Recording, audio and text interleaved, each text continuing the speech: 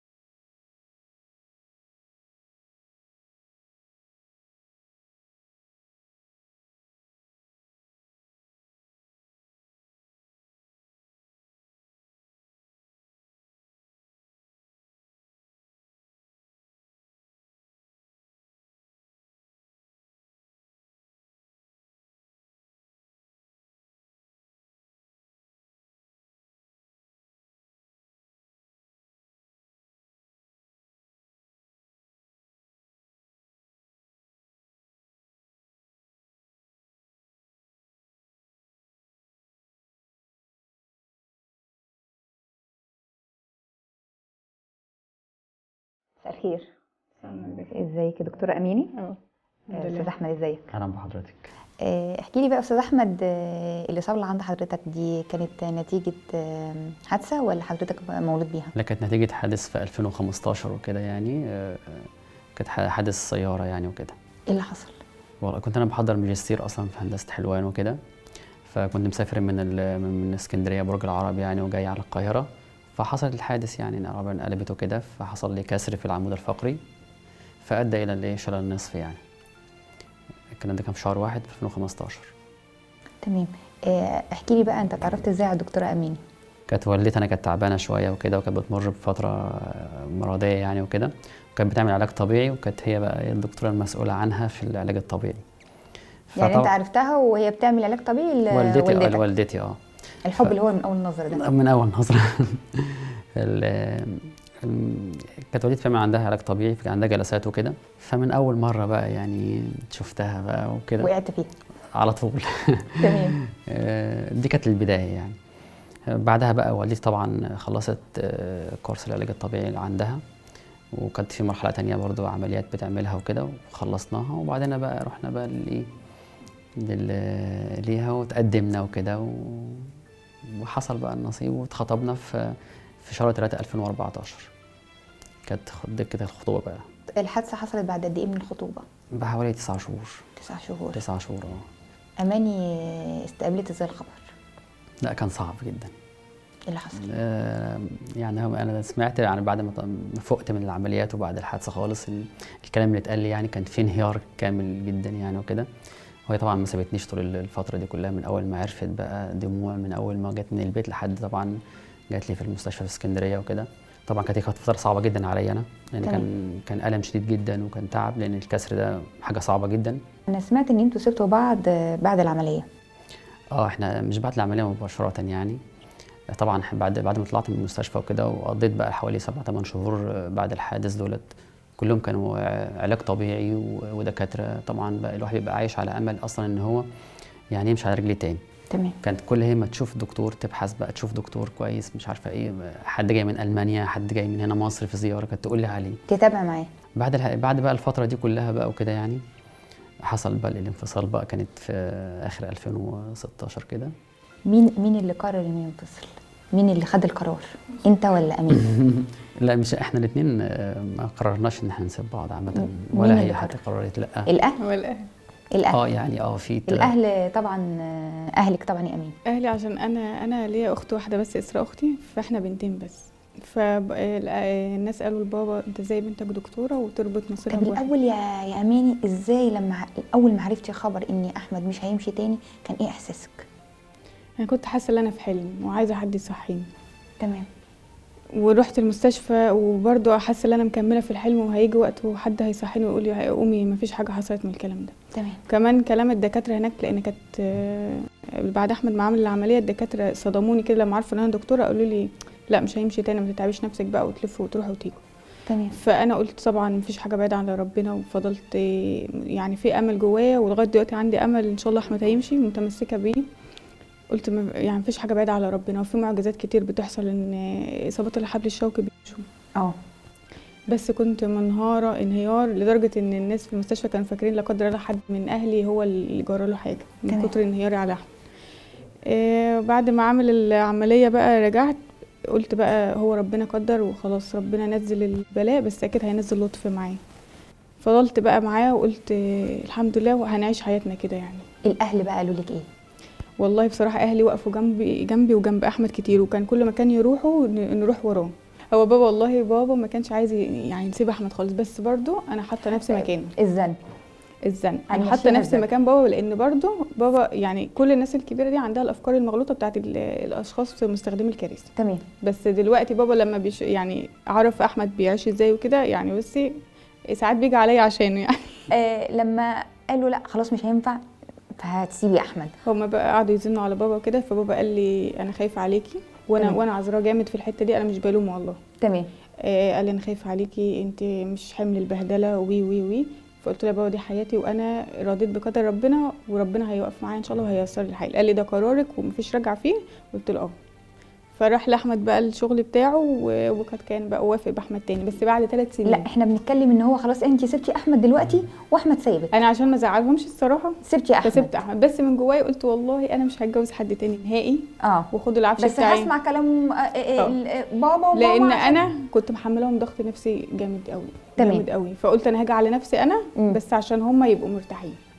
طيب يا احمد بعد الحب ده كله طبعا يعني ما شاء الله على اماني متمسكه وراحت معاك المستشفى وراحت معاك هنا وهنا وهنا، وفجاه مع الاسف الدنيا بقت ضلمه واماني بقت مش في ايديك. عملت ايه؟ سمعت ان انت سبت الدنيا كلها ورحت على القاهره عشت لوحدك؟ فعلا احكي لي بقى. الخبر اتقال لي يعني يمكن انا مثلا ما زعلتش، يعني مثلا الحادثه عدت وحصلت الحادثه انا ما حسيتش ان في حاجه اتغيرت. تمام. من ساعه ما يعني ابويا جاله التليفون وقال لي انا زعلت كسرت. شفت بقى دي يعني حاجه صعبه جدا. ليه بقى انت حد بتسند عليه وفجاه مش معاك؟ دي صعبه جدا يعني. ف دخلت بقى الاوضه بتاعتي في البيت عندي هناك وكده وقعدت مع نفسي شويه بقى.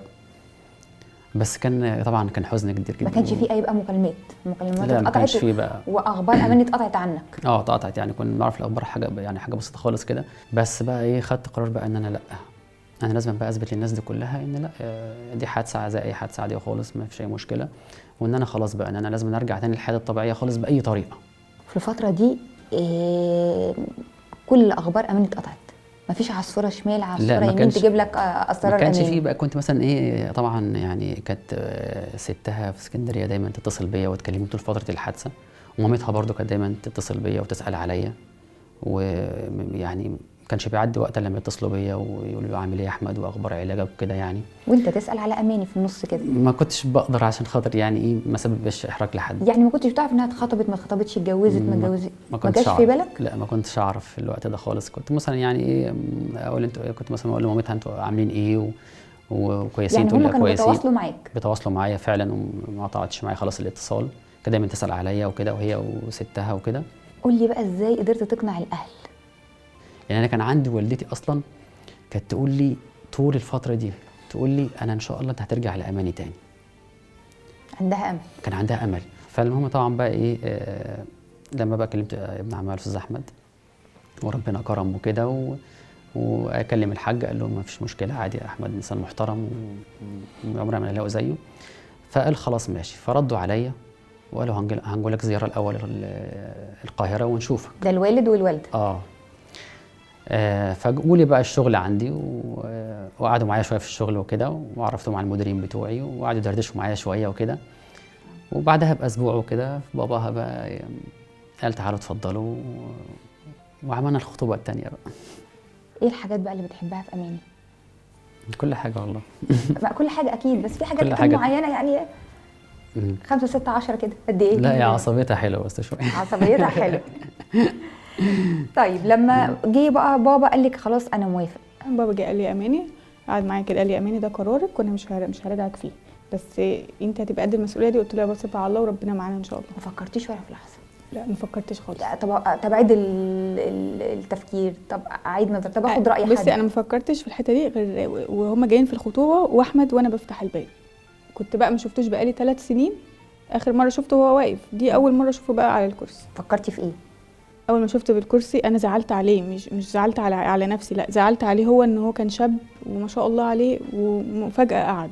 تمام. وكنت يعني قلت يا رب انت يعني انت عالم وانت اللي هتقويني. بس بقى لما بقى قعد يحكي لي انا بعمل كل حاجتي لوحدي وانا بروح الحمام لوحدي وي الاسترس عليا قل شويه. ابتديتي تهدي وتطمني عليه. وكمان بعد ما اتجوزنا بقى وعشنا بقى مع بعض في الشقه، الحمد لله قلت الحمد لله انا كان قراري صح، الحمد لله انا ما اتنازلتش عن قراري. الاول احكي لي بقى عن تفاصيل الفرح، كانت عامله ازاي؟ الفرح بقى احنا عملنا الحاجات بسرعه في 6 شهور. عملنا فوتو سيشن وفرح في قاعه مفتوحه، وكان فرح جميل خالص ورقصنا والناس كلها كانت مبسوطه جدا وفرحانه والحمد لله عدى على خير. اماني، ما حسيتيش انك بعد ما ارتبطتي باحمد اني لا يعني مش ما كنتش متخيله الحياه كده، ما كنتش متخيله، كنت متخيلها احسن من كده؟ لا ابدا والله، انا اكني متجوزه واحد بيمشي بالظبط. الحاجه الاعاقه ما حسيتيش الوحيده باي حاجه؟ لا ابدا ابدا. الاعاقه الوحيده بس اللي بتزهقنا شويه لو في رايحين مكان وفي سلم بس. احمد، توجه رساله، انا عايزاك توجه رساله للناس اللي بتعمل حادثه او بتمر بظروف معينه وتقول لك الحياه خلصت، انا ولا هتجوز ولا اعيش حياتي ولا هشتغل، ويقعد في غرفه يكتئب ويقول لك خلاص الحياه بالنسبه لي اتدمرت. انا عايزاك توجه لهم رساله. اي حاله على كرسي متحرك عملت حادث، الحياه ما وقفتش، لازم دي بدايه حياه جديده ربنا كتبها لك، واكيد هتبقى الاحسن ليك في كلتا الحالات. فلا، والاهل برضو يساعدوا، يعني الاهل يعني في ساعات ممكن امك تبقى يعني خايفه عليك، فانا اقول لكل ام لا، انت تخرجي مع ابنك او بنتك، تحاولي تخرجيها او تخرجيه، او كل اب او كل اخ. وبقول للصحاب برضو هنا مهمه جدا، يعني انا في ناس صحاب كتير جدا عملوا حوادث كانوا ليهم صحاب قبل الحادثه. انا يعني لو الصحاب دولت فعلا بجد صحاب بجد هيفضلوا معاه بعد الحادثه. توجهي رساله لكل ام وكل اب لما يجي يقول لابنه او لبنته لا ده عنده يعني حادثه، ده عنده مثلا اعاقه، اي اعاقه، فلا ما ينفعش نكمل مع الحياه. عايزاكي توجهي لهم رساله. انا عايزه اقول من تجربتي انا الشخصيه ان تحكم على الانسان مش بشكله، احكم على الانسان بعقله بتصرفاته، شوف هيتصرف معاك ازاي او هيكلمك ازاي. في ناس كتير ماشيه على رجلها وتصرفاتها وحشه جدا، وفي ناس كتير على كرسي وما شاء الله عليهم لو اتكلمت معاهم ما تشبعش من كلامهم. فانا بحب اوجه رساله لكل ام واب، اقعد مع الشخص واقعد مع بنتك او ابنك اللي حد مثلا لو متقدم له على كرسي، اقعد معاه واتكلم معاه وشوف ظروفه ايه وحكايته ايه وكده. مش اول ما تشوف مثلا ان هو على كرسي او مثلا عكاز او اي حاجه تقول لا، ما ترفض، انت كده بتدمره. احمد، توجه ايه الرساله اللي تقولها لامين؟ طبعا اقول لها ربنا يخليها ليا كده دايما، ودايما هي سبورت ليا في كل حاجه والله، ودايما كده نبقى مع بعض على طول وناجحين في حياتنا كده ودايما معايا. تحبي توجهي لاحمد رساله؟